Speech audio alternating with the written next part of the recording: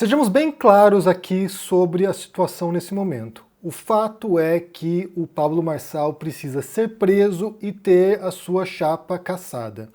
Porque o que ele fez agora, de ontem para hoje, foi um absurdo completo e realmente passou todos os limites até para o Pablo Marçal. Ele publicou nas redes sociais dele um laudo falso. Há evidências aqui robustas que demonstram que esse documento tem grande chance de ser falso mesmo. E eu quero dividir com vocês aqui o que o Boulos disse ontem mesmo, né? Ele fez uma live e ele falou sobre isso. Então vamos ouvir juntos aqui o que o Boulos tem para dizer sobre esse laudo falso publicado pelo Pablo Marçal. Então ouçam. Fala pessoal, olha, o Pablo Marçal não tem limite. Ele acabou de publicar na rede social dele um documento falso querendo sustentar a fake news dele, que já foi desmascarada, de que eu usaria drogas. Vamos lá, né? Conseguimos agora, nesse meio tempo, enquanto ele publicou até eu gravar essa live, levantar todos os fatos. Primeiro, o dono da clínica do documento que ele publica tem um vídeo com o Pablo Marçal, é apoiador dele, que nós vamos publicar aqui no meu Instagram, esse vídeo, assim que eu terminar a live. Falsificou o documento, o parceiro dele falsificou o documento, usando o CRM de um médico que faleceu há 2 anos, para que ninguém possa ser responsabilizado como médico. Então ele usa o CRM de um médico que está inativo desde 2022, porque o médico faleceu. Olha o nível que o cidadão chegou. Falsificação de documento. Para completar o desmentido do absurdo dele. Vamos lá. No dia seguinte, do dia que ele coloca o documento, no dia seguinte tem fotos no meu Instagram, datadas daquele dia, de que eu estava na comunidade do Vietnã fazendo distribuição de cesta básica. Nós vamos também publicar esse print da publicação do Instagram assim que eu terminar a live. Simples assim. Sim, o cidadão não tem limite a um dia da eleição, depois de ser desmascarado no debate da Globo ontem, a um dia da eleição ele inventa essa fake news. Agora, gente, chegou num limite para ele. Nós estamos entrando agora à noite com um pedido de prisão do Pablo Marçal, da Justiça Criminal, dele e do dono da clínica. Um pedido de prisão de ambos, além, logicamente, de todas as medidas cabíveis na Justiça Eleitoral. Então, acompanha aqui no nosso Instagram, nós vamos publicar o vídeo dele com o dono da clínica, o print do dia seguinte, onde, segundo o documento falso, eu estaria internado, né? Deu distribuindo cesta básica numa comunidade. É isso. Eles jogam com a mentira, sabem que vão ser desmentidos, porque é uma mentira, inclusive, elementar, básica. Até o número do meu documento está errado no negócio, assim, não tem limite, né? Mas a ideia é justamente criar essa confusão, a ideia é que as pessoas divulguem a mentira para tentar criar um impacto eleitoral para a eleição do próximo domingo. Então eu peço para vocês divulgarem essa live, né? Esse vídeo nós vamos botar da live para circular no WhatsApp, para que o desmentido circule, tanto quanto ele quer que circule a fake news, assim como todas as provas. Eu espero que a justiça seja rápida, tanto a justiça eleitoral caçando o post dele e tomando todas as medidas cabíveis, como a justiça criminal respondendo ao pedido de prisão, tanto do Pablo Marçal como do dono da clínica farsante, falsificou documento. É nesse nível que a gente chegou. Vamos que vamos, gente. Então, encerrando aqui, tá entrando aqui no nosso Instagram os demais documentos que eu mencionei aqui e peço para vocês para nos ajudarem a compartilhar a verdade para vencer a mentira desse cidadão que não tem limite ético, moral, é o abismo em pessoa. Falou, pessoal. Boa noite. Não, o que o Boulos está falando é justamente isso, né? É uma pessoa que não tem, sabe, freios morais, critérios morais, ultrapassa todos os limites, ainda mais à luz, né, de pesquisas que foram publicadas nos últimos dias, indicando que o Boulos estava liderando a corrida para a Prefeitura de São Paulo. Então é um ato de desespero criminoso do Pablo Marçal e a gente espera que ele seja punido e retirado dessa corrida, porque acho que é o único freio que a gente falou aqui outros dias, é o único freio para esse cara seria que ele não pudesse participar dessa disputa, porque sabe, é alguém que não respeita o jogo democrático, não respeita as leis, não respeita, sabe, regras morais, não respeita nada. Então, bem, é isso, né? E aí você tem uma reportagem da Folha de São Paulo de hoje confirmando muitas das afirmações feitas pelo Boulos aqui, né, sobre a falsidade desse documento e ainda apresentando novas evidências aqui que são importantes para compreender por que esse documento é falso. Inclusive, a Justiça Eleitoral já ordenou também a retirada das redes sociais desse documento com a alegação de que é um documento falso. Aqui diz o seguinte, aqui, olha, sobre esse sócio da clínica que é amigo do Marçal, diz o seguinte aqui, olha: o sócio da clínica Mais Consultas, Luiz Teixeira da Silva Júnior, tem vídeo publicado com Marçal e já atendeu o ex-coach em outra clínica da qual é sócio. Ele tem ainda empresas em Alphaville, onde o influenciador construiu sua estrutura empresarial. Teixeira já foi condenado por falsificar diploma de curso de medicina e ata de colação de grau.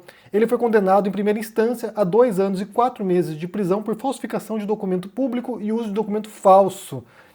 Aqui outra coisa também, né, interessante para você observar aqui, uma ex-funcionária do médico, que é o médico que já faleceu, né, que aparece como responsável pelo laudo falso, afirmou ao jornal O Globo que não reconhece a assinatura que consta no documento postado por Marçal. Ela enviou ao veículo um certificado assinado pelo antigo patrão que indica que as assinaturas são de fato diferentes. Então, assim, é um ato de desespero do Marçal e um ato criminoso. E aqui, mais do que isso, né, mesmo se fosse verdadeiro esse documento, mesmo se fosse um laudo real, né, assim, que indicasse alguma crise, algum surto do Boulos, ainda assim eu suponho que seria um crime, porque você não pode divulgar um documento médico, né, um documento que fale sobre o estado mental de um paciente ou de saúde do paciente sem autorização desse paciente. Então, assim, não pode fazer isso. De qualquer modo, você tem uma situação muito grave aqui e o mínimo que se espera é que o Marçal seja preso. Aqui às vésperas da eleição, no primeiro turno da eleição para prefeito, e aí vai ter um candidato que vai ser preso. Então, assim, é o que a gente imagina, é o que a gente espera. E aqui fica todo o apoio ao Boulos, que sofre esse constrangimento tremendo, né? Esse absurdo que se dá nessa eleição, que foi toda absurda, né? Toda a campanha eleitoral em São Paulo foi, sabe, permeada de absurdos. Boa parte desses absurdos causados ou incitados pelo Pablo Marçal. E aqui só preciso fazer um adendo, né, um parênteses aqui, porque eu mencionei em outras circunstâncias que quem estava ganhando essa eleição em São Paulo era o Marçal, justamente porque ele estava pautando todo o debate. Ele estava, e ele falou isso, né, ele revelou isso, que ele estava nessa disputa, né, na economia da atenção, ou seja, ele estava causando justamente para poder ter o seu nome em destaque e isso levar a ter visibilidade. Então, sim, ele estava ganhando porque ele estava obtendo o resultado que ele estava almejando. Ele queria ser esse elemento de caos, esse elemento disruptivo que chacoalhava todo o jogo eleitoral ali e causava esse tipo de reações, tanto que levou uma cadeirada na cara, né? Então, assim, a própria cadeirada já foi também um ponto de virada na campanha do Marçal, porque ele estava ali quase liderando, ele estava ali, sabe, despontando como uma liderança nessa eleição, e quando há a cadeirada, surpreendentemente, ele começa a cair. Então, até para o eleitor de São Paulo, passa a impressão de que o limite foi ultrapassado e que não dá mais para apoiar alguém que é claramente antiético. É alguém que claramente não respeita as regras mínimas de civilidade. Aqui não tem a ver com regras políticas, de comportamento político, aqui não tem a ver com, sabe, sei lá, lei eleitoral. Aqui tem a ver com regras de conduta moral, né, coisa que se espera de um ser humano em relação a outros seres humanos. Comportamentos mínimos básicos de civilidade mesmo. E esse cara não tem isso, esse cara é essa aberração. E ainda vem com esse discurso de cristão, né? Esse discurso de, sabe, semi-religioso, sabe, messiânico, e ele vem com esse discurso para entender que ele é o representante dos bons valores, quando na verdade ele está simplesmente ultrapassando e rompendo e jogando na lama os bons valores, que seria esse valor de civilidade, de educação, de respeito ao próximo, de amor ao próximo, como prega o cristianismo, né? Então, que fique esse adendo aqui. E aí, só para encerrar esse vídeo aqui, eu quero fazer um comentário, porque essa semana foi uma semana de comentários toscos no canal aqui, né? Talvez tenha visto os vídeos da semana e tenha visto uma série de comentários, fora da casinha, né? E esses comentários vieram em vídeos nos quais eu analisei lá o debate entre o Jones Manuel e o Kim Kataguiri. Então, sim, fiz minha análise dentro dos meus critérios aqui, critérios que têm a ver com aquilo que eu estudo, aquilo que eu pesquiso, aquilo que eu escrevi sobre isso, né? Publiquei livro sobre isso, estou fazendo mestrado agora sobre retórica e oratória, então são assuntos que eu estudo há anos e sobre os quais eu trabalho analisando inicialmente, né, ou principalmente a extrema-direita, os olavistas, os bolsonaristas, então eu passei anos fazendo isso, e em outras circunstâncias analiso o discurso de outras figuras, né, sei lá, figuras da cultura, da música, da televisão, jornalismo, e da esquerda também. Então é uma coisa que eu faço, e eu faço dentro de certos critérios que me parecem critérios bastante rigorosos. Então, fiz análise do debate, só que a esquerda radical não gostou da minha análise, o Jones Manuel não gostou também, e aí, para começar aqui, eu preciso dizer o seguinte, olha, no dia em que eu tiver que me preocupar com um grupo que não curte meu conteúdo, que não acompanha o que eu falo, que discorda das minhas bases teóricas, que, não concorda com nada que eu faço aqui, no dia em que eu tiver que me preocupar com a reação deles para produzir meu conteúdo, eu vou parar de produzir conteúdo. Tô ferrado, porque, sinceramente, não faz o menor sentido, porque meu compromisso, antes de tudo, é comigo. Meu compromisso é com aquilo que eu acredito, com aquilo que eu estudei, com aquilo que eu investiguei, com aquilo que me parece razoável e, como consequência, com o meu público, com a minha audiência, com você que frequenta aqui, conhece o que eu digo, que acompanha o canal há anos e que sabe aquilo que eu digo e a coerência daquilo que eu digo, né? Porque acho que o grande crime aqui é ser coerente. Aquilo que eu dizia em relação à extrema-direita, eu aplico para outros grupos extremistas sem qualquer problema, sem qualquer melindre, eu vou usar os mesmos critérios de avaliação de discursos extremados, porque é aquilo que eu investigo, é aquilo que eu estudo. É claro que nem todo grupo radical é problemático. Há muitos grupos radicais que têm mensagens importantes, ambientais, por exemplo, de enfrentamento ao aquecimento global. Há muitos grupos radicais que fazem mudanças ou propõem mudanças que são realmente importantes. Mas há grupos radicais que muitas vezes levam ao extremismo violento. E aí é que a gente pode se preocupar, porque aqui entra numa questão que também é moral, que também parte de princípios morais, que tem a ver com duas visões bem discerníveis de ética, né, bastante reconhecidas também historicamente. De um lado você tem o consequencialismo, que tem a visão de que se o teu objetivo é nobre, às vezes você vai ser obrigado a fazer certas coisas que não são tão aceitas assim para poder atingir seu objetivo, que é basicamente uma visão de que os fins justificam os meios, e há uma outra visão da qual eu compartilho, que é a visão deontológica, ou seja, que você tem que agir de modo que o seu comportamento aí sirva de uma regra, né? Aqui estou sendo kantiano, mas sirva de regra universal. E aí nessa discrepância de visões éticas, para mim, os meios são tão importantes quanto o objetivo, ou até mais importante do que o objetivo, porque você não sabe se você vai atingir o objetivo. Então o modo como você se comporta durante a sua luta pelos direitos que você quer conquistar ou pela visão que você tem, é fundamental. Então, para mim, é totalmente condenável propor atos que vão levar à violência e que vão violar esses princípios elementares de comportamento ético. Então, assim, aqui, como eu falei, são visões distintas, né? Inclusive, a própria interpretação consequencialista, ela se respalda em certas exceções que existem, né, no mundo, né? Uma guerra, por exemplo. Numa guerra, você tem que adotar certos princípios consequencialistas porque você tem um estado de exceção, um estado quando as regras normais de ética não são aplicáveis mais, e aí, naquele momento, você vai ter uma outra visão ética, uma suspensão desses valores deontológicos, embora às vezes você possa também se manter fiel a esses princípios, mas você abre uma exceção por um caso excepcional. Mas é claro que abrir a exceção não quer dizer que você vai conseguir retornar ao estágio inicial depois, né? Então você abre a exceção e pratica atos condenáveis, e aí depois, né, quando você obtém esse resultado, não há garantia de que haverá um freio para isso. Então, para mim, aqui essa distinção moral acima de tudo, né? Então, assim, em relação a esses comportamentos. E aí, com base nos comentários que eu fiz ao longo de semana, é óbvio que o Jones veio e jogou a velha cartada, mais manjada, mais tosca, inclusive, que é do anticomunismo, né? O Henry fala isso porque é anticomunista. E aí a primeira coisa que eu tenho que falar é que eles agem, ou eles usam essa cartada, usam esse rótulo para poder desqualificar certos críticos do que eles falam, do que eles dizem, do que eles fazem, como se eles fossem os santos, né? Como se a esquerda radical, da qual o Jones faz parte, fosse de boas, fossem, sabe, caras tranquilos que estão lá no cantinho fumando maconha e não querem guerra com ninguém, não querem briga com ninguém, estão lá fazendo sua militância e não estão provocando ninguém e não estão criticando ninguém, não estão fazendo reacts todo dia, não estão fazendo horas e horas de reacts de outros canais. Então, assim, eles estão de boa e, de repente, os anticomunistas, né, os monstros anticomunistas resolveram ir lá mexer com esses caras de boas. E não é isso, né? Vocês sabem que não é isso. Vocês sabem que a esquerda radical, eles antagonizam todos os grupos.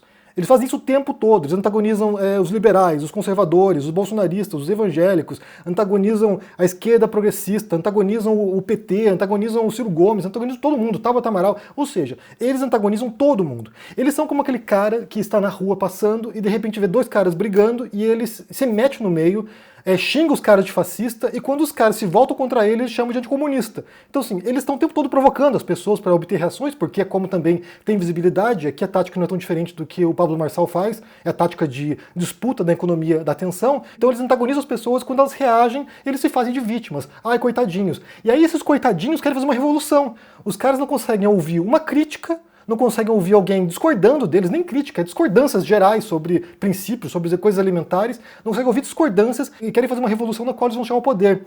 E aí, o segundo ponto sobre o anticomunismo é que, no final das contas, boa parte das pessoas não se importa com eles.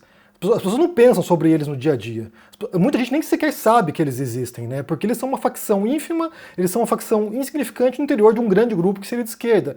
Então, assim, boa parte do tempo as pessoas não pensam sobre os comunistas. Eles não pensam sobre o Jones. Pouco se importam com o que eles estão dizendo porque eles não têm poder nenhum. Eles não têm relevância nenhuma no jogo político real, né, institucional, de eleições, de participação no parlamento. Eles não têm participação nenhuma na política real. Eles não têm nenhuma relevância nesse jogo. E é claro que as pessoas não se importam com isso, porque o que eles dizem aqui é coisa de rede social. Se um dia o Alexandre de Moraes resolvesse cortar os canais desses caras porque eles falam coisas antidemocráticas, eles sumiriam do dia pra noite. Nunca mais você ouviria falar desses caras. Então usar esse termo como se a gente se importasse com o que eles dizem o tempo todo não é verdade também. E outra coisa ser anticomunista é quase pra mim ser como anti-unicórnio, sei lá, anti-Papai Noel. É uma coisa que não existe. Eu poderia apostar dinheiro nesse caso aqui de que nenhum de nós, nem nossos filhos, nem nossos netos verá qualquer tipo de revolução comunista no Brasil. Eu acho muito mais fácil a gente ver uma revolução fundamentalista religiosa, evangélica no Brasil, um conto de Aya no Brasil. Eu acho muito mais plausível isso e muito mais arriscado isso do que ver uma revolução liderada pelo Jones. Porque esses caras não têm poder, não têm relevância e não têm alcance a não ser nessa bolha de internet do qual eles fazem parte e que talvez você assista, talvez você consuma e ache que é genial. Mas na prática, no mundo real, eles não existem. Tem pouca relevância no meio acadêmico, tem pouca relevância no debate político real. Então, assim, é o tipo de coisa que causa barulho na internet porque extremistas fazem barulho. É como eles operam. Eles vão lá esticando a corda e aí as pessoas ficam lá, olha só, está gritando aqui, babando na internet, e aí você ouve o que eles têm para dizer, que é o que faz o Marçal, que é o que fazia o Olavo de Carvalho, que é o que fazia o Bolsonaro, e essas figuras obtêm visibilidade graças a esse tipo de provocações que fazem na internet. Então, nesse sentido, enfrentar esse tipo de discurso é enfrentar nuvem, né? Enfrentar fumaça. E outra coisa também, né? Só para concluir esse vídeo aqui, eu não tenho nada contra a obra do Marx, né? Então, assim, é um autor relevante, é um autor que vocês devem ler, é um autor fundamental da filosofia, da economia, da sociologia. Então, assim, é um autor que tem que ser lido para compreender, inclusive, os mecanismos históricos do século XIX, século XX, XXI. Ou seja, é impossível compreender o século XX sem compreender como a obra de Marx impactou em processos e revoluções e movimentos sociais. Então, assim, é um autor para você ler, assim como outros autores com os quais você pode se identificar ou dos quais você discorda. Você tem que ler também autores liberais, ler o John Locke, ler o John Stuart Mill, ler autores conservadores, ler o Burke, assim por diante, porque é assim que você expande a sua compreensão de realidade. É você tendo acesso às ideias que estão circulando por aí e compreendendo essas ideias e como elas impactam no mundo, porque há uma disputa de ideias no mundo e essas ideias estão pautando aí grupos e movimentos. Então é importante que você leia Marx, leia Nietzsche, leia Foucault e assim por diante. Então, assim, é um trabalho que você tem que fazer justamente sair dessa clausura mental, dessa postura sectária e dogmática, de você achar que a resposta está ali e que todo mundo que está fora dali é um idiota, um burro que não sabe o que está falando. Então, assim, há muita gente inteligente na direita pensando o mundo, há muita gente na esquerda moderada pensando, há muita gente, sabe, em outros grupos que não tem nenhuma relação com Marx ou com marxistas, e que há muita coisa interessante para você aprender com esses grupos também. Mesmo se você discordar da premissa fundamental desses grupos. Às vezes há conclusões ali, às vezes há observações que são brilhantes e que podem ajudar você a compor uma visão mais sofisticada do mundo. Então, assim, se fechar no dogmatismo, para mim é um tremendo de um erro, e eu sempre vou repetir isso aqui porque é o que eu penso. Então, assim, a gente tem que estar disposto a ouvir essas vozes, principalmente das referências, né? Eu acho que quem reproduz, ouvir voz de papagaio e ficar reproduzindo o que outros disseram, acho que é pouco produtivo. Acho que a gente tem que ir na fonte, né? Vai lá ler o Marx porque é bem mais interessante do que a baboseira que muita gente fala na internet aí. Bem, me digam o que vocês pensam aqui sobre essa história do Pablo Marçal aí, com o laudo falso, né, tentando atacar o Boulos e mostrar que o Boulos é usuário de cocaína. Então, assim, você tem lá uma publicação que já foi retirada das redes sociais, está circulando ainda porque agora que foi para o mundo, né, é difícil pôr na gaiola de novo, mas como é que você entende isso? Como eu falei, eu acho que o Pablo Marçal tem que ser preso e removido da corrida eleitoral, porque isso aqui que ele fez é inaceitável, é um crime mesmo, e boa sorte pro Boulos aí nessa eleição, né. Vamos aguardar para ver o resultado do primeiro turno. Então deixa aqui embaixo no comentário o que você pensa, deixa o joinha, se inscreva no canal aqui ativando o sininho, isso é muito importante para ajudar aqui no engajamento, se torne um membro da Uma Força e se cuide por aí. Um forte abraço e até mais. Tchau! Todo mundo sonha com a tal liberdade financeira. Mas o que é essa tal liberdade financeira? Ganhar um monte de milhão e nunca mais precisar trabalhar? Se for isso, esquece. Porque isso 99,9% das pessoas não vai conquistar.